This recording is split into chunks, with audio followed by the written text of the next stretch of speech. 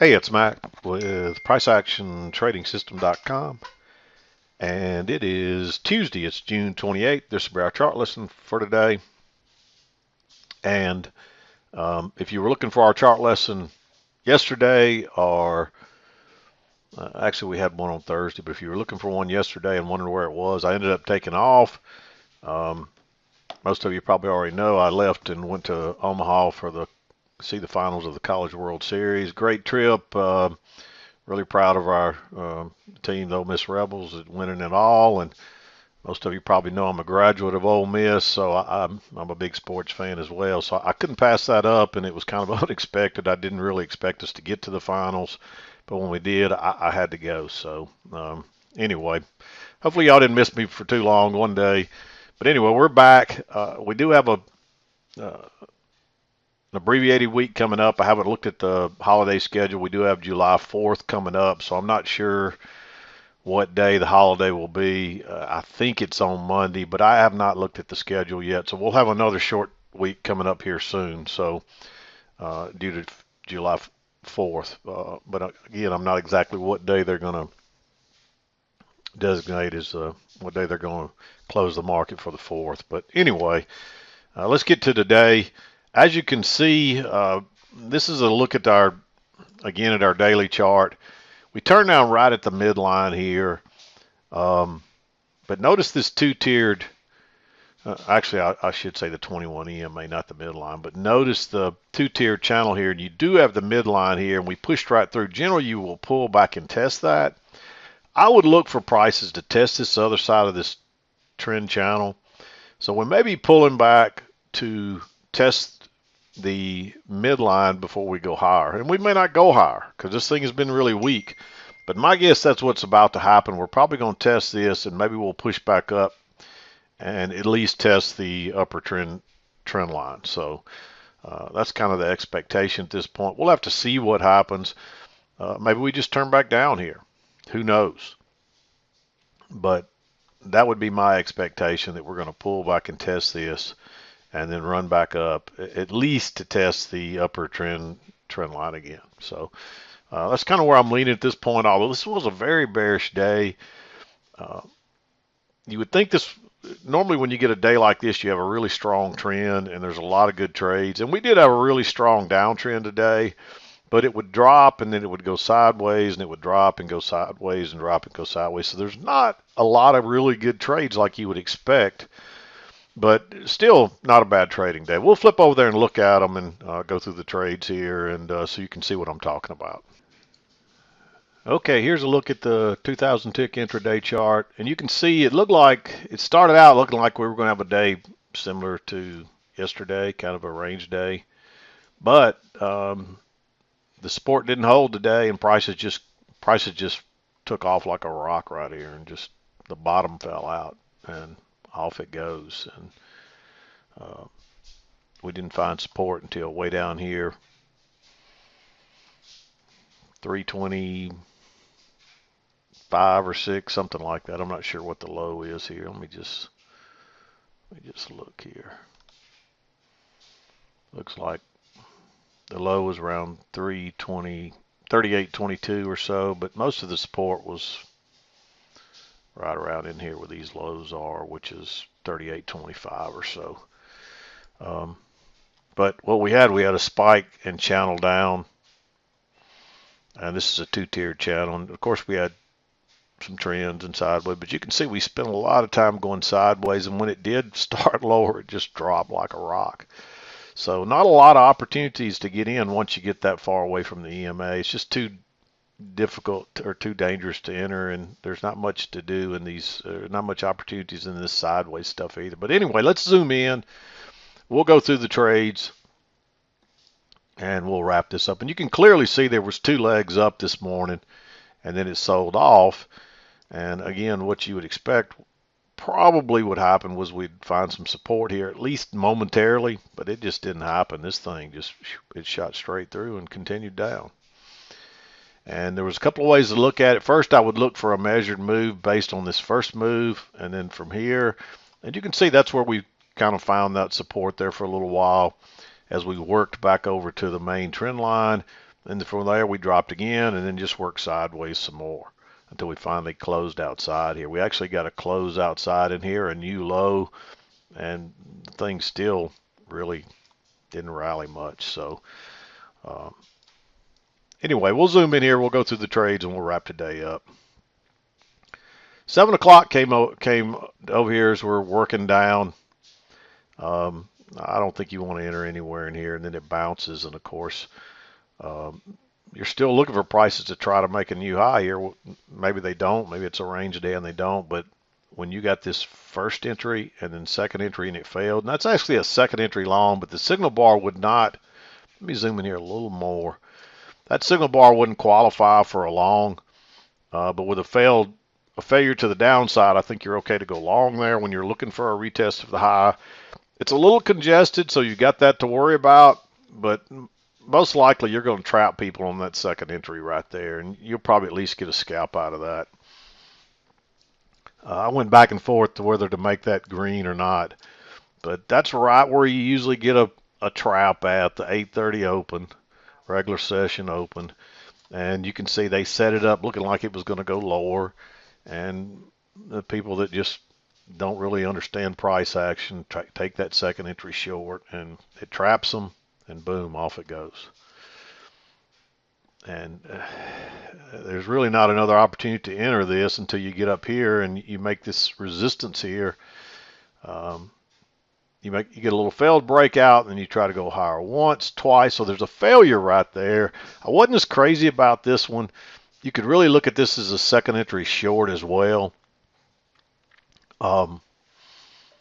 It's a fairly bearish bar, but it's a little bit sideways and congested right there. And we did have an overshoot here before we went higher. So a lot of times that means that you don't get a retest of the high.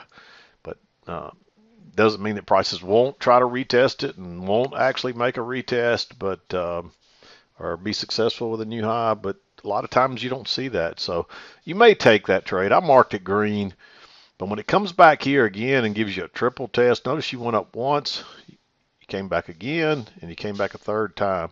And look how bearish that is. Plus you have this channel working down now. I like that for a short. I really thought we'd head lower there. Didn't happen, so you don't get a big runner or anything. And you might even look at that as another failure. Notice that you got a new high there. You try to go higher once, twice. So you might look at that as a failure. There's exactly enough ticks there to get a scalp out of. And that's why, I mean, there's a reason we go for 4 ticks. And that's a great example of one right there. So, I mean, I'll mark that green. I'm not crazy about that trade because technically you had your failure way back here. You could look at that as another failure, but you've already had your break and new low, and that's another strike against trying to go short right there. I didn't really, I'm just not going to mark it. I mean, if you took it, it's not the end of the world. There's reasons to consider it. If this is going to be a range day, well, this is what you're thinking here when you couldn't get through there and you're starting to turn down, you're thinking, hey, we're probably headed to the other side. Maybe it's a range day. But you can't argue the fact that you've got this channel working down and you got a break and a new low already. So sometimes you get 2 legs to a new low, but sometimes you don't. So you could get trapped there. And you see, if you tried to go for anything more than 4 ticks, you probably did get trapped there. And it's not a trap you want to take to the long side. But we come back and we're still finding that same resistance there until finally you get a good signal bar with plenty of room back to the EMA. I like that one. And if you catch this one, you probably get a runner. And notice too, you come down, you get a first entry and you get a second entry here, and it's a failure when it breaks below this bar right here, this green one. So maybe you take that as a failure because you have come back and reset again. And at this point, you'd probably look for at least a measured move like that one. So, and you can see that's pretty much exactly where we went before. You got a little bounce there, and that's because there's people that understand these measured moves, and they're taking their profits right there. We end up going a lot lower, drop on down, and you get 2 legs back up. This is very tempting, but that bar is just so neutral right there. You can see that. Don't take that bar. We're not quite back to the trend line either. I mean, maybe it's a little steeper, and you could argue that maybe at that point you think it might touch it, but you can see it's further out here, and it might even be a little further than what I have it drawn here. But there's a second entry there, and if you take it, you probably get burned. I don't think you'd have got out of that. In this case, I would wait for the lower high, which comes here, and look how bearish that bar is. That's the place to go short. Drops on down to come back, and you get another second entry, but that's your second entry right there, and that signal bar is just too strong. It's too bullish. Drops on. Now you got a close outside here, convincing one. Drop to a new low, so you could reverse here. So there's a second entry right there, so that's one to be real careful of. But you can see how sideways and congested that is. You finally get a break of that little correction there. You try to make a new high, it doesn't make it. There's no setup here though. This is too low for a lower high. And you just kind of continue to bounce. And this is kind of where you got your spike down. Now you kind of went into this flatter channel, and I would draw, you're always looking for that flatter channel when you get these big steep drops like this. And you can clearly see this one here. I drew it off these first two. Then we came back once, came back twice. So there's a failed second entry long right there. And this is also a first entry, second entry short. It's a little bit congested, but being off that key entry point and proving it there multiple times, you can see how many times we tried to go higher. You can clearly see that trend line right there. I like going short there. You don't know that it's going to take off like this, but hey, it does. And sometimes you're going to catch those if you take the right trades. And maybe you get a runner here. If you do, you can ride this easily all the way down. I mean, it's very, very bearish. And there's another channel here. You can clearly see that trend line working down through there. And we finally get a close outside. We're just kind of chopping sideways, so there's really no way to enter that. Drops on down, and then we're just continue to work sideways. We can't even correct to the upside. The correction just goes sideways, and that's a sign of a weak market. Not a lot of buying coming in. People are scared to sell down here because you've moved so far, but nobody wants to buy it either. So you just kind of go sideways.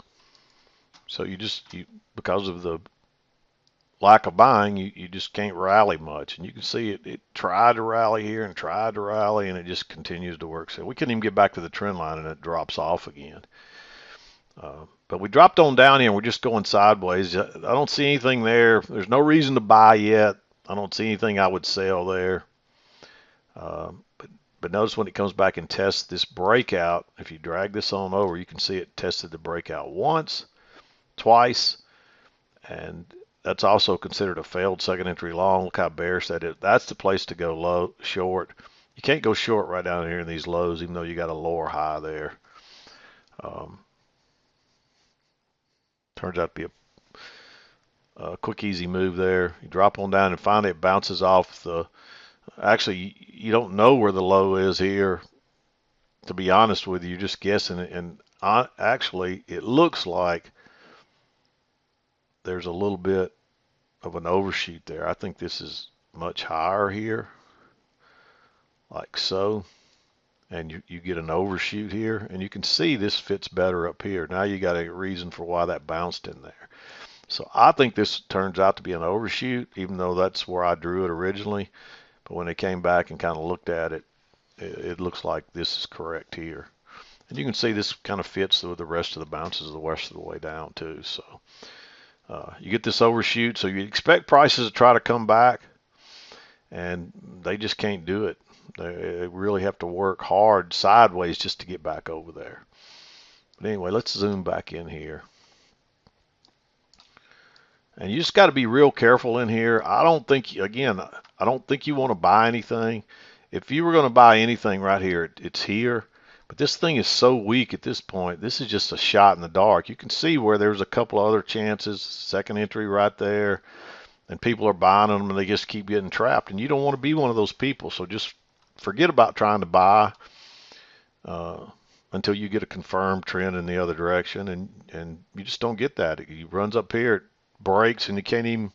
It shoots way back down here and tests the trend line again before it even gets back to the highs. or attempts a new high, I guess is what I'm trying to say, on a retest. And we do push up. There is a second entry short there. Um, and if you draw your trend, you do get a break and a new high. The problem with it is it's just kind of, it is right there at the midline, but it's on top of it. You're going short right into that, and you see the next bar doesn't break lower. That's not a good sign. It should have broken on lower. So I might have marked this one if this broke lower, but when it doesn't, that looks congestive. It could easily break lower and turn up and trap you. So I didn't mark it. It drops on down, and then it just out of nowhere, it kind of rallies back again. And we do get a break out of above this uh, strong resistance up here, but it fails instantly, and then we're just headed lower. We can't even get back to the trend line. I like this one just as a lower high within the range. It's moved a little too far to consider that a lower high, but it's because it's a range here. It's like it tries to come back and retest the breakout or the support resistance area is the way I should word that, and they can't even get back to it. And so I like that one. Then there's a failure here. This one probably should have taken on off if this was going to be if prices were not still trying to rally a little bit. And you can see they did still try to rally even after this one. So I'm not as crazy about this one, but it is a failure. Notice your new high, first entry, second entry.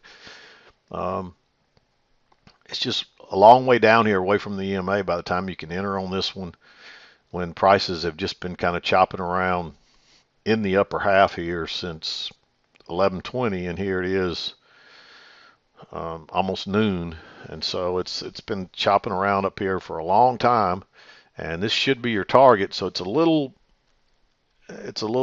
risky, I think, going short right there. And there's a few more opportunities here. It just keeps chopping down, but none of them are really clear setups. So, and you might could argue, hey, there's a little spike in channel. Oops, wrong one. A little spike in channel here, and you can see that.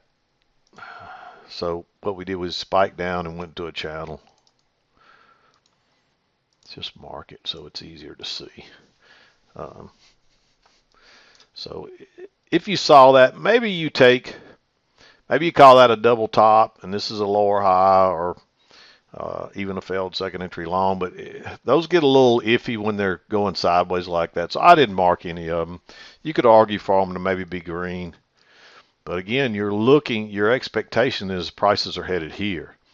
And that's where they end up, but just the market's just so weak, they can only go sideways to get there. And they actually go down to sideways to get there. So really, really weak market.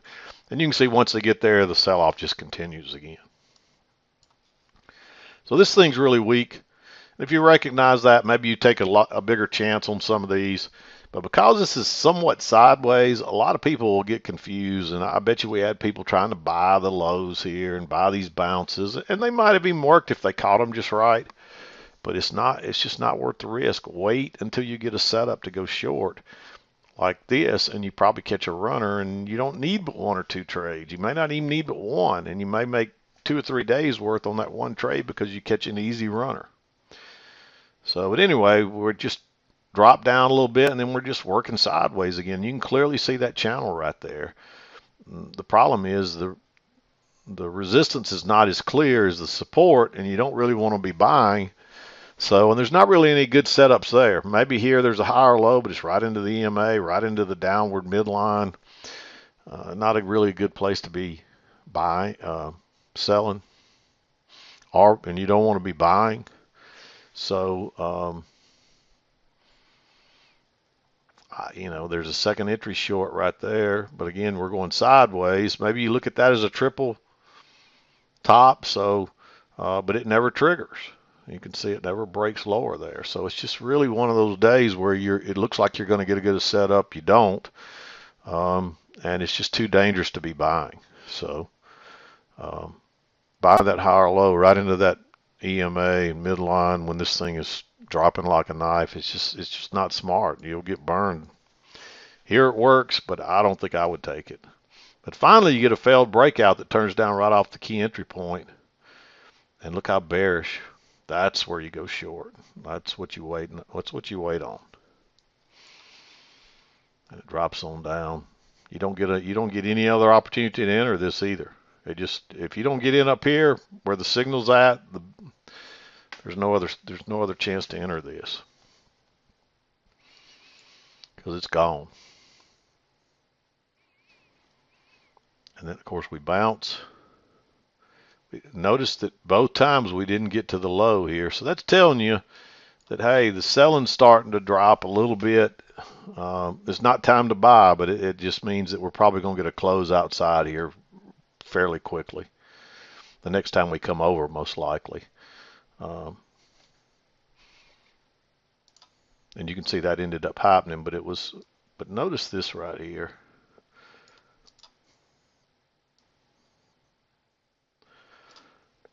A lot of resistance. You just got another range is what happens here. I didn't draw it that way. I put the support down here. Now your resistance is here. But notice you got a triple test here, and you got a second entry short. Look how bearish. I'm going to take that one. Even though we're not back to the trend channel line, because we could drop and go back down here, and because this is where we were headed. But twice we haven't gotten there yet in a very weak market, so that's just not a good sign. Again, I wouldn't be buying. We come back and you test it again here. You actually have a close outside and a new high here that we've already tested multiple times. But I would wait and see if you get a lower high, which you do right here. That's a better place to enter. If you entered there, you know, it's not the end of the world, but you can see, because you see we do have a close outside and a new high. It's just not real convincing. That's the problem with that one. And this could actually be a little lower, like so. And maybe this is just an overshoot. That's just not a convincing close outside. But with that lower high right off the key entry point and having tested that resistance area multiple times, I'm going to take that trade. Then you get a failure here.